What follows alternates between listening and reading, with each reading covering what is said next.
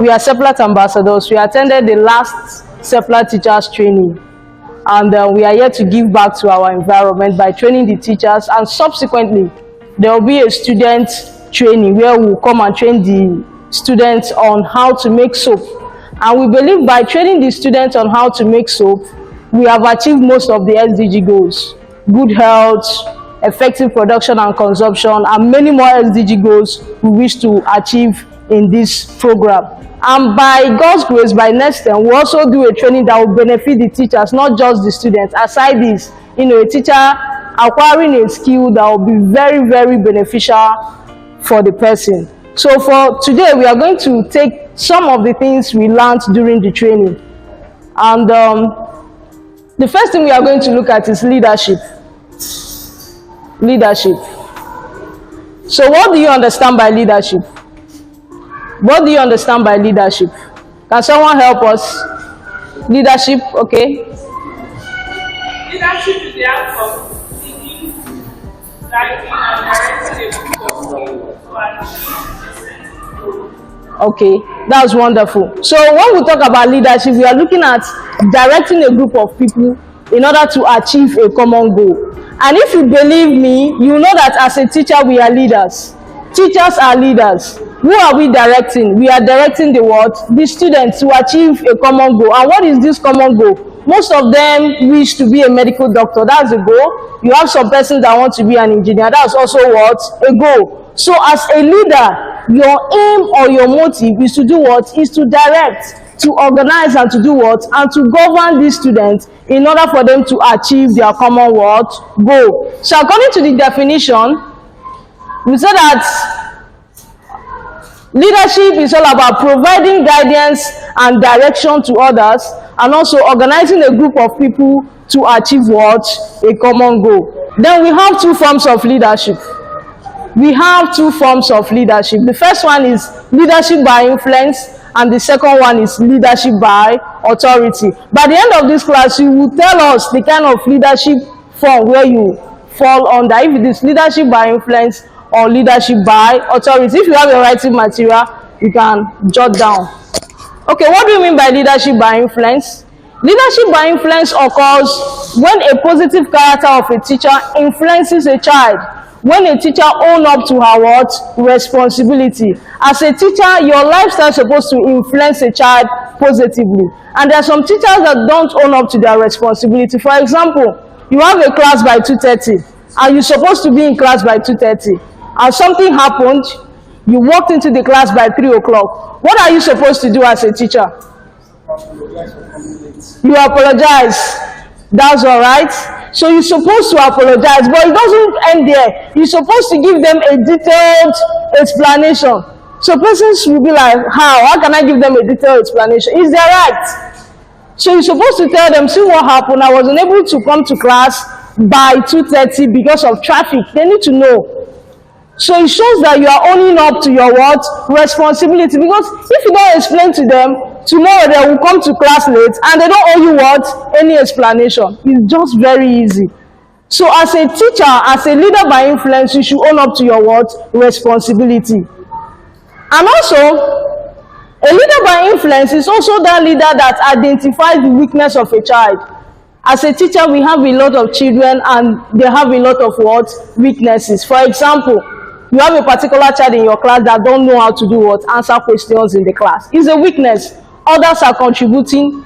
She's not contributing. So what do you do as a teacher? Someone should help me. You have a child in your class that is not always contributing. She doesn't answer questions. She doesn't contribute. So what will you do? Okay? Since you have observed that, then you have to concentrate. You have to concentrate on that child. Okay. Because it's like others have left that child behind. Okay. So you have to go behind. It's just like what Jesus did. Okay. When he discovered that one sheep was missing, he went back to look for it. So you have to go back and concentrate on that child to ensure that you bring that child to the level where others are. Okay. All right. I need one more comment. What will you do as a teacher? I think, sorry. Okay. First of all, try to get to the student first. Okay. Knowing the child first. Because there are some persons, they may like to say something, but because they are child, Yeah. that first of all, first and foremost, get to know them. Draw that child to yourself first. Okay. That love alone will enable the child to feel free and express herself. Exactly. So as a leader by influence, you're supposed to identify the weakness of a child. You call the child and know why he or she is not contributing. It could be from her previous encounter with a teacher. So if you don't call this child, you will not know. There's no way you will know. So you call the child, why is it that you don't always contribute? It could be that he answered question 3 years ago and the teacher laughed at him and he decided that in this life, I will never ever answer question. So as a leader by influence, you are meant to do what? To identify the weakness of a child and the best way to convert them into strength. Then the next form of leadership is leadership by authority. The next form of leadership is leadership by authority. This one is quite funny. So a leader by authority is that leader that believes so much in giving punishments. Is that kind of leader that believes so much in giving punishments. You are not interested in identifying the weakness of a child. Why didn't you do your assignment? Go and kneel down. Leave my class. Get out of my class. Don't come close to me. That's a leader by authority. Because as a teacher, you have authority to punish these children. But a leader by authority emphasizes more on the authority aspect of the leadership by punishing these children. You are not interested. What happened? It could be that something happened at home. Yes, there's no light. So a leader by authority is interested in giving punishment. He or she is not interested in knowing why this child is repeating the same thing over and over again. So with these two definitions of leadership by authority and leadership by influence, which one do you think that is more perfect? I guess it's leadership by influence, right? Because when you are a leader by influence, you earn trust, right? Students can walk up to you and confide in you. They will tell you some personal things affecting them. But if you're a leader by authority, they don't come close to you because they know you always punish them. You always talk down on them. You will insult them. You don't respect them. Yes, you should respect your students. Yes, you should. The same way they accord you respect, that's the same way you should also do accord them respect. Then finally on leadership. Leadership is a journey and not a destination. We are still walking through that path. So it's never a destination. So you continue to identify some of your weakness as a teacher and the best way to convert them into strength. Then the next topic we are going to look at today is assessment. Assessment. What is assessment? Teachers, what is assessment? Assessment. I think assessment is the teacher trying to rate the performance of the students. I think that's what I was saying. Okay, so I can say that assessment is a way of getting feedback from the students. Assessment is a way of getting feedback from the students. And we have two types of assessment because of our time. It is a way of determining if a child understands a subject matter or topic. That's assessment. Then the next one is the different forms of assessment. We have two forms of assessment. The first one is assessment for learning. And the second one is assessment of learning. I will explain these two forms of assessment. Then you know the one you have been using over the years. Assessment for learning. And the second one is assessment of learning. What is assessment for learning? It is an interval question you ask during class. You ask question, you give classwork. That is assessment for learning. Some teachers don't do assessment for learning. They just come, they teach, they take the lesson notes, and that's the end. So assessment for learning is that interval questions you ask during class. Then the next one is assessment of learning. So assessment of learning is that one you do at the end of the term, giving them exam, midterm test, and the rest of them. And if there is absence of assessment for learning, it will affect assessment of learning. True or false? When you don't give assessment for learning, students will fail. So assessment for learning is very, very important. That's how you gain feedback. That's how you know the student that is actually understanding what you are saying. So if there is no assessment for learning, you don't ask questions, you don't go around class, you don't point a particular child to come out on the class to explain, it's going to affect assessment of learning. Okay, so I'm going to give us a little classwork. A little class. So let's just pay attention to the slide. I'm going to explain. I'm going to call 3 persons to give me a sincere feedback. Just 3. I'm going to point 3 persons to give me a sincere feedback based on what we have done so far. The first one is, do you link topics taught in your subject area to other subjects? So you are going to rate yourself on a scale of 1 to 5. If you do that, you tell me maybe a scale of 1 to 5, maybe 1, 2, 3, or 5. So what do I mean? You link your subjects. As a CRK teacher, you are teaching your students about the story of Jonah. We all know about the story of Jonah. You know, God sent him out. Or maybe you are discussing on a topic when Jesus went to the synagogue and he found out that the people they have turned synagogue to another thing. He was angry, right? He was angry. So you can bring a topic in physics. If topic in physics, okay, Newton's third law of motion that says actions and reactions are equal and opposite. You link it together. That the reason why Jesus did that was because of the actions of those people in the world, in the synagogue. So how many of us have ever done that? You will tell me. You link it. You tell me if you have ever done that, linking physics to your subject area. And it's very, very important. Because when you do that, students will be interested. Imagine a child that doesn't like physics. English teacher will come and talk about physics. Mathematics will still talk about. The person will be what? Interested. So do you do that? So you are going to answer that question. Then number 2, do you monitor your student learning and ensure they all make progress? How do you monitor them? Do you actually monitor them to ensure that all of them are making progress at the same time?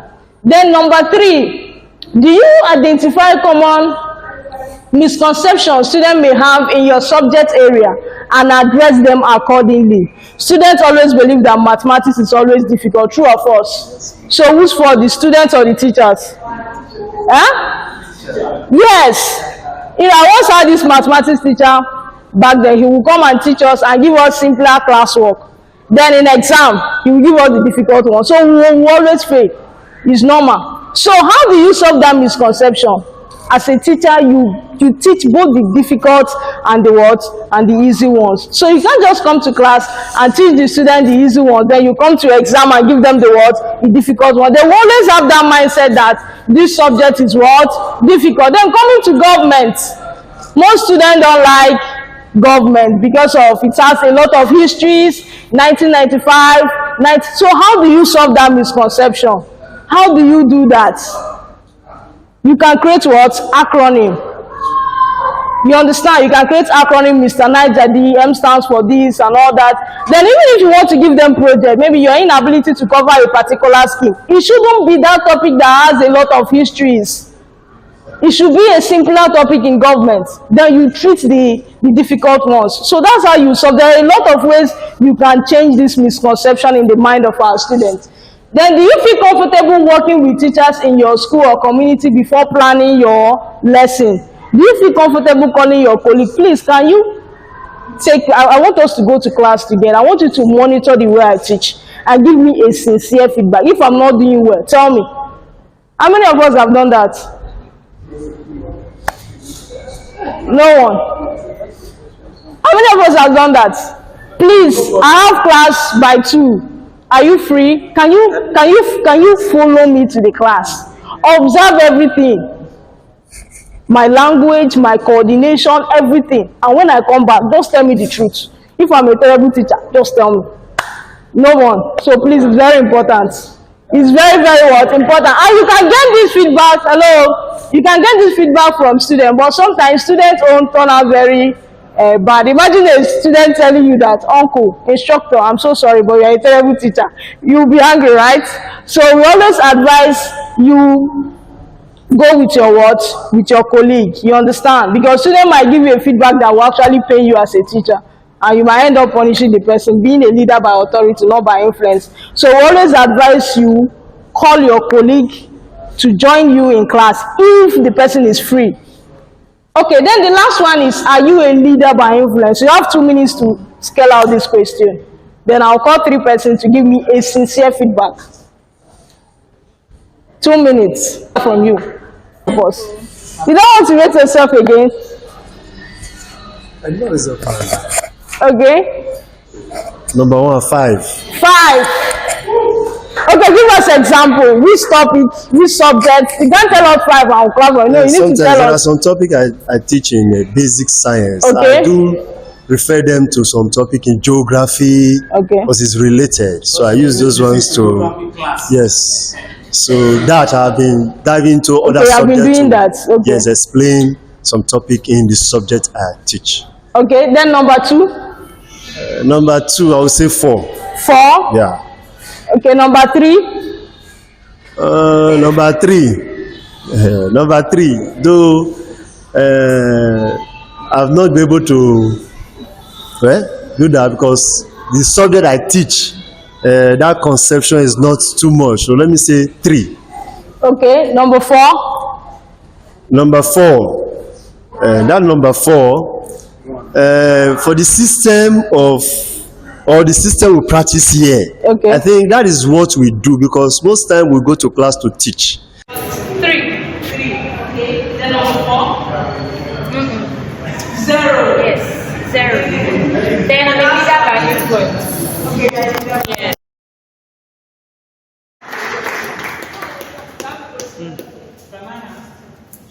Please, you said something about being a leader by influence and by authority. But I think that school of thought is divided. You would agree with me, the ex-president, this man that died, was Abacha. He led because of his training, he was a military man. So his leadership was more an authoritarian.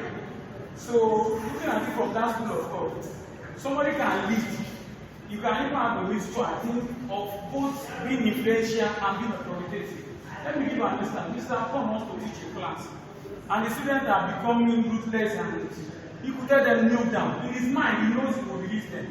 But you know, using that method, you see, in the next 10-15 minutes, the student will be well behaved so that he can learn and teach. Then you see him changing all the way from being an authoritarian to being an influential teacher, and the class will be enjoyable. But if you come to a class, you look at another scenario, you are a teacher, came to the board, variety, you are teaching the students and not listening all through the class. They didn't listen and you left. In your mind, you say you are influential because you don't want to be strict. And the Bible says, spare the teacher, spare the wrong and spoil the teacher. So there are times that you have to juggle between being a little bit authoritarian, or you should balance it on the scale. I think you look at that. Just saying. Okay, a leader by influence does not mean that he or she doesn't coach. There is punishment, but not on regular basis. But a leader by authority is always punishment all the time. So that you're a leader by influence does not mean that you shouldn't flog a child. That a leader by influence does not mean that you shouldn't punish a child. But use less of that punishment. Because when you punish a child often, the child will be afraid of you. That's just the honest truth. You understand? There's this video clip I watch about a child that's always coming to school late because she needs to take the father to the market, hospital, to bed. So, and the teacher decided to find out, why is this child always coming to school late? She's tired of flogging this child on a daily basis. So that's a leader by influence. So that you're a leader by influence does not mean that you shouldn't flog this child. No. But you are using the tool. You are balancing. You are not a parent. You are not just a teacher. Because most of these parents, they spend more time with us, 2 of us. Imagine leaving their house by 7 and then get home by 4, 5. So you just change the time frame they are spending with their parents. So a leader by influence does not mean that you shouldn't punish a child. It means that you should identify why this child is behaving this way before you will now decide on the next thing to do. But a leader by authority is not interested. I'm here to teach and that's the end. I come to school by 8, I go to classroom, I teach, and if you don't do my assignment, I will punish you. I don't have time. There's some teachers that are like that. I don't have time. Anything you are going through, me, I'm also going through it. So that is it. You are going through stress, I'm going through stress. That's a leader by authority. You are not interested. You understand? And leadership is in this context. We are looking at it in the school environment. not in leading a group of people, let's say states, a country, or all that. So we are looking at it in a school environment, and you need to lead with your emotions alive. It's very, very important because these are people's words, children. So any other question before I hand over to my colleague? All right, thank you very much.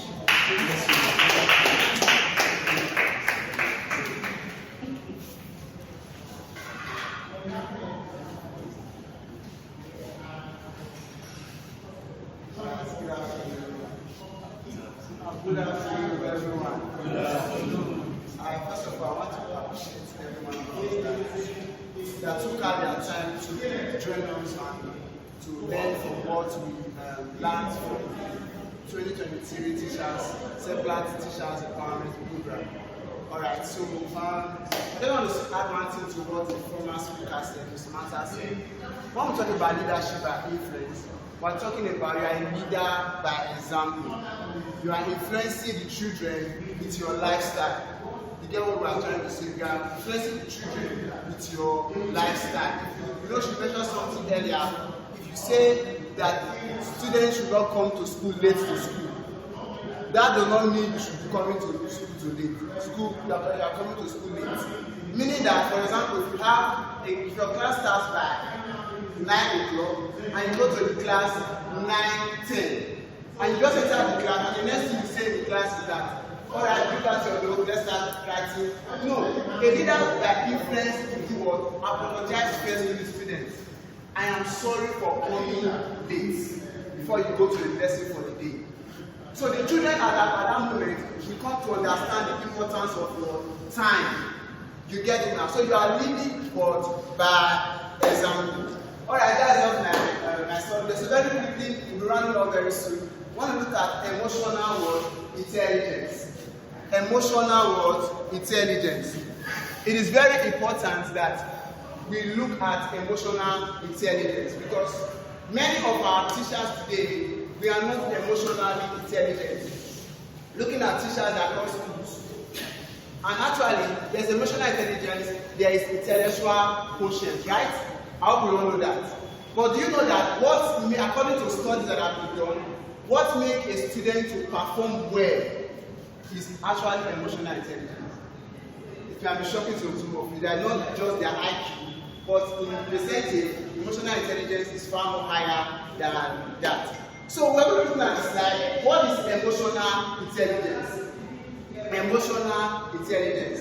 So emotional intelligence talks about what? The ability to identify, to use and understand and manage your own emotion in a positive way. There is need for every teacher to understand their emotions. Just for example, a student, for example, fails to do your assignment, and as at that moment you became angry, and during the course of your anger, let's say you flog the child and the child began to cry. But many of us teachers, when we go back to sit down, do we have a recall? Like, why did I become angry in that manner? Is there a way I can address it better? There is need for us to understand our emotions, because our emotions tells us who we are at every point in time. Your emotion tells you who you are at every point in time. So emotional intelligence is also you knowing the emotions of other persons, in this case, the student, isn't it? So we ought to know what the feelings of the student. How does the teacher feel? Why did the student not do the assignment? Before you react to the child, you should find out at that moment, how do the child feel? If I should flog her, how should she feel? That's emotional intelligence. You are trying to understand the emotions of your children in order to make teaching and learning to be what? Better. Okay?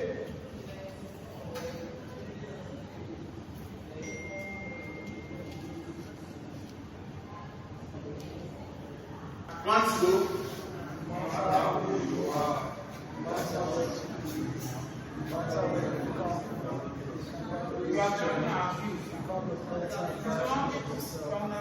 So no matter, this is what Madonna said, the late Madonna, this is what she said.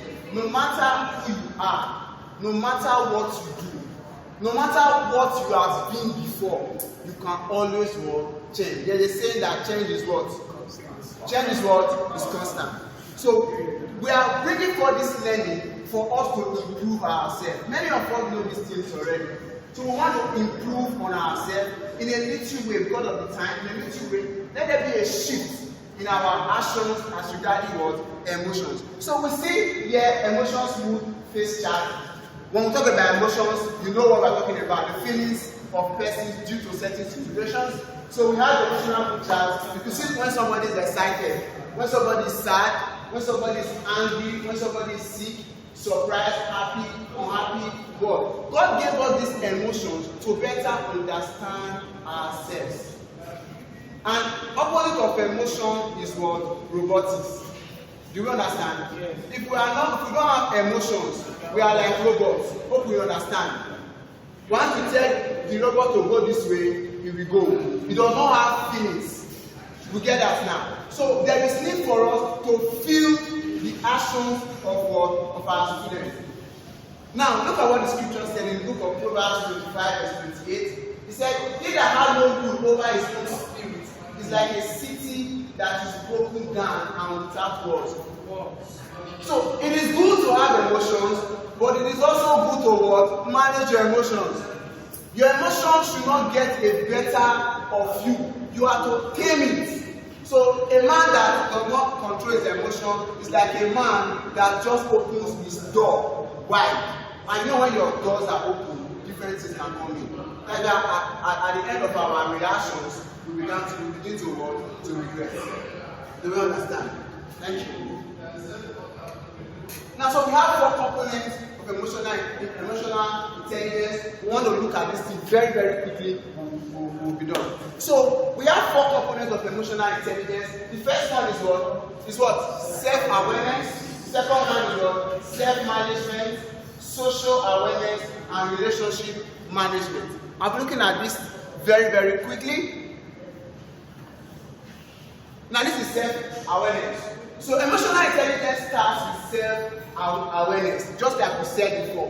What is self-awareness? You are understanding what? Your emotions. Why did I have that outburst at that student?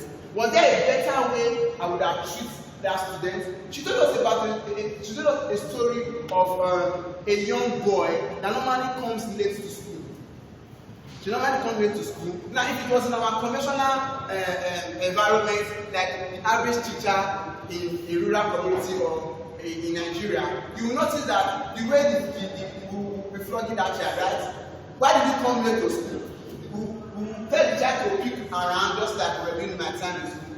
You pick around the school, maybe we start some punishment, maybe you pick get around. But have any of us find out? You know, these children, they can be very secretive. They can give you a popular answer when you ask them, why are you late? True of us.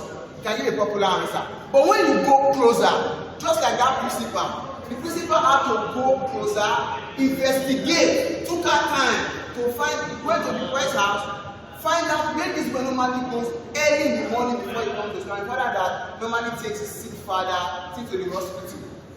And he was so sad. So imagine if it was the principal that used to rant. You are always coming late. No. We need to measure our emotions. We need to understand it. The greatest of all is to be conscious of none. That was a quote given by Thomas Carr. The greatest of faults is to be conscious of what? None. Thank you very much. Let's go to the next one. Very quickly. Self-worth management. Self-worth management. Okay.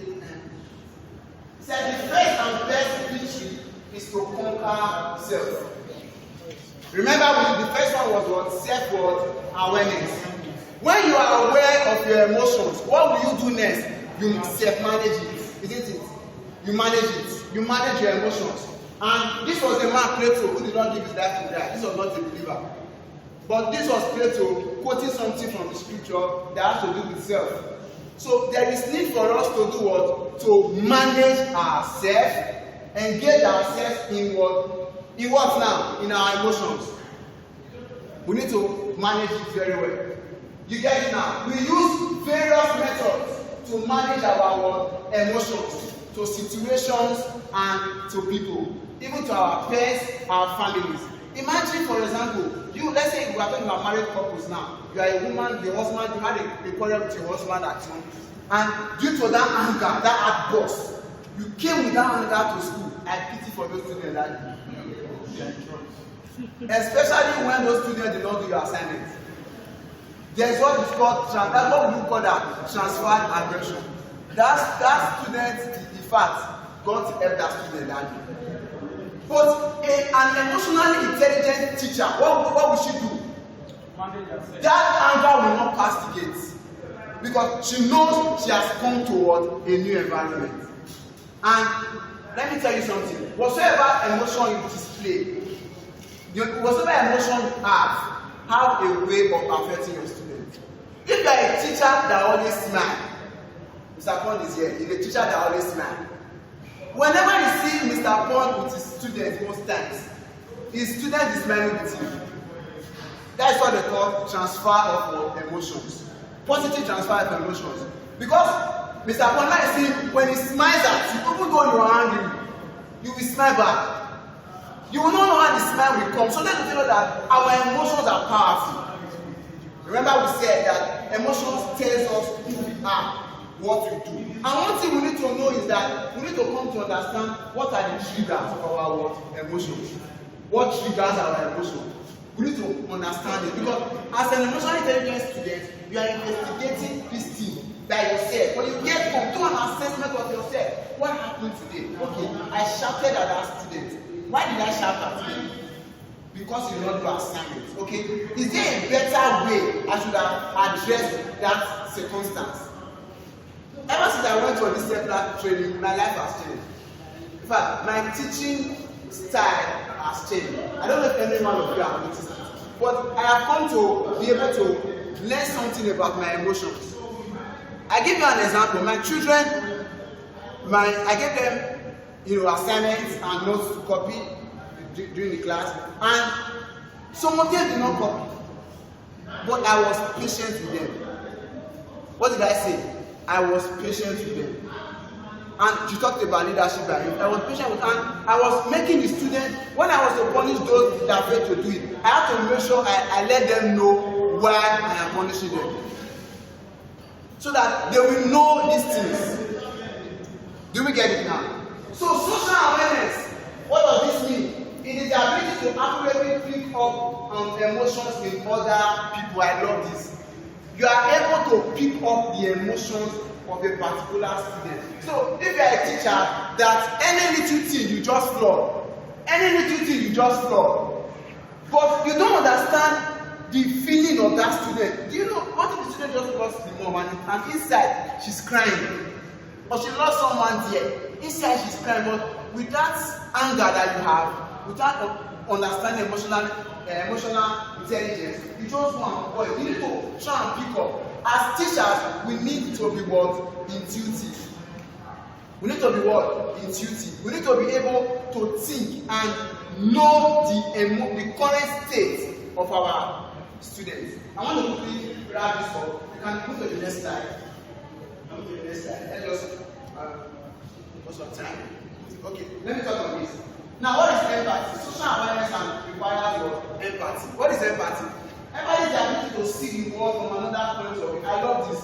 To see the world from another point of view and you identify and understand another situation feelings. Now, please, where's the mic? I want to ask a question. Please, one question.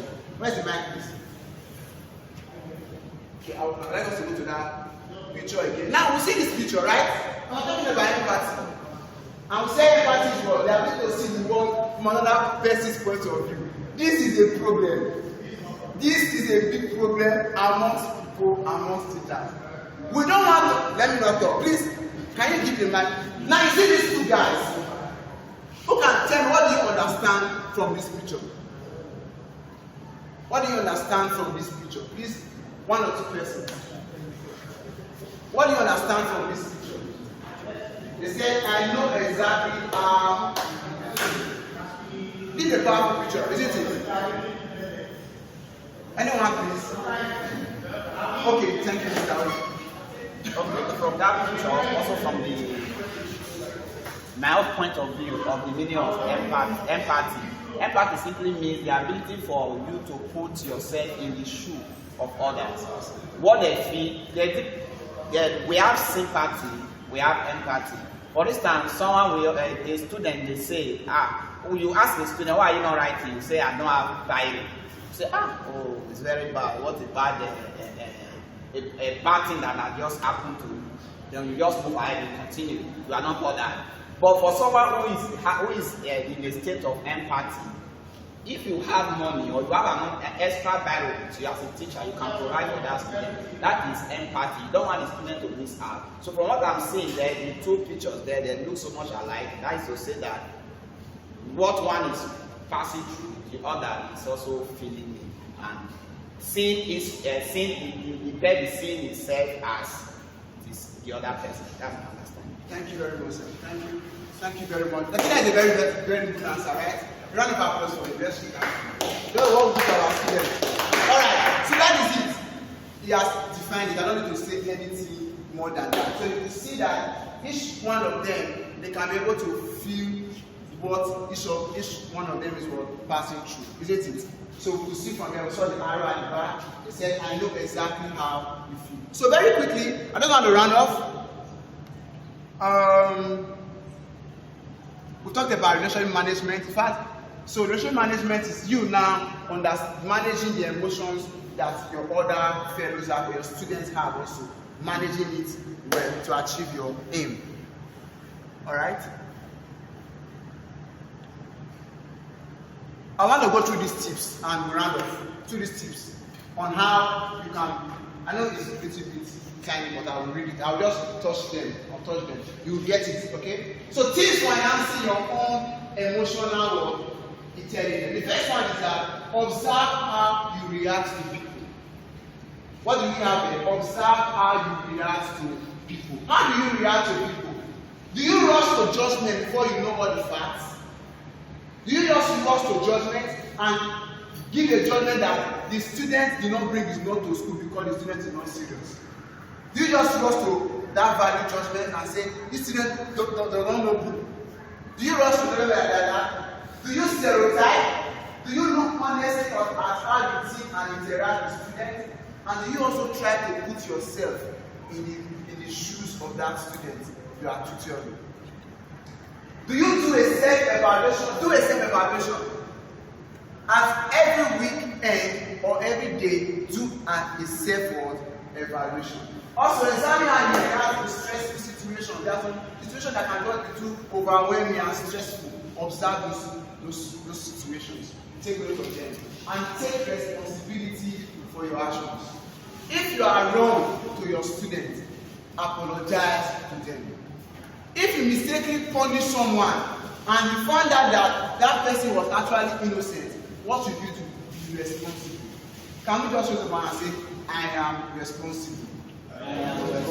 Say, I am responsible. I am responsible. Well, say anything that your student is passing through, you are the one responsible. You are the one responsible. So take responsibility for your actions.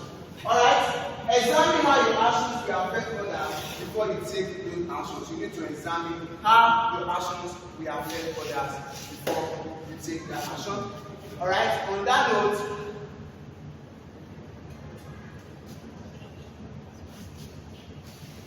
so we see that emotional intelligence is very, very important. It's very, very important. Let's go home and learn more about it. Alright, let's read what the scripture said in the book of 1 Corinthians 13, verse 4 to 8. Let's read together. 1, 2, go. Love is kind. It does not envy. It does not boast. It is not proud. It does not dishonor others. It is not self-seeking. It is not easily angered. It keeps no record of wrongs. As a teacher, do you keep record of wrongs? That your student offended you. So you brought that offense to the present reality. Love does not do that. Let's continue. Love does not delight in evil, but rejoices in the truth. It always protects, always trusts, always hopes, always perseveres. love never fails. So I want to just rise up and just affirm the last statement. I will protect my students. I will trust my students. I will do what now? I will have hope on my students, and I will always persevere in my students. Can we have those affirmations together? Thank you very much. All right. All right. So let's say it together. I will protect my students. Let's start. I will protect my students. I will trust my students. I will hope on my students. I will persevere with my students. That is it. Thank you very much. Thank you very much. Everyone to follow us on our Twitter page and our Facebook page, M2SeplatProject. So please follow us, comment. Of this video will be posted in the class, many of our online programs which will be part of the training. So we pray everyone to follow us on our Facebook and our Twitter page. Thank you very much. Before we leave, Thank you very much. Maybe just one picture.